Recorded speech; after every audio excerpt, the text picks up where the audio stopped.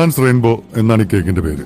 Juan Lobo എന്ന ഫ്രഞ്ചുകാരി യുദ്ധത്തിന് പോയ ഭർത്താവായ ആൽബർട്ടിന് വേണ്ടി ഉണ്ടാക്കിയതാണ് ഈ റെസിപ്പി. സ്ട്രോബെറി കൊണ്ടാണ് ജുവാൻ ആദ്യ ദിവസം കേക്ക് ഉണ്ടാക്കിയത്. യുദ്ധം അവസാനിച്ചില്ല. വരാമെന്ന് പറഞ്ഞ ദിവസം ആൽബർട്ട് വന്നില്ല. പിറ്റേന്ന് ജുവാൻ ഒരു പിസ്താ കേക്ക് ഉണ്ടാക്കി ആൽബർട്ടിനെ കാത്തിരുന്നു.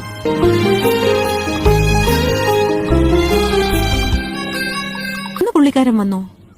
വന്നില്ല. അവൾ അത് സ്ട്രോബെറി കേക്കിനോട് ചേർത്ത് വെച്ചു.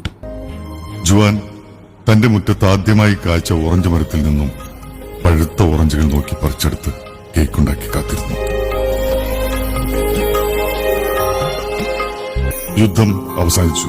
3 ദിവസത്തെ കാത്തിരിപ്പിനൊടുവിൽ അവൾക്ക് ഏറ്റവും ഇഷ്ടപ്പെട്ട ചോക്ലേറ്റുകളുമായി ആൽബർട്ട് വന്നു. അവൾ അത് അവനു വേണ്ടി കരുതി വെച്ച കേക്കിലേക്ക് ഒരുക്കി ചേർത്തു.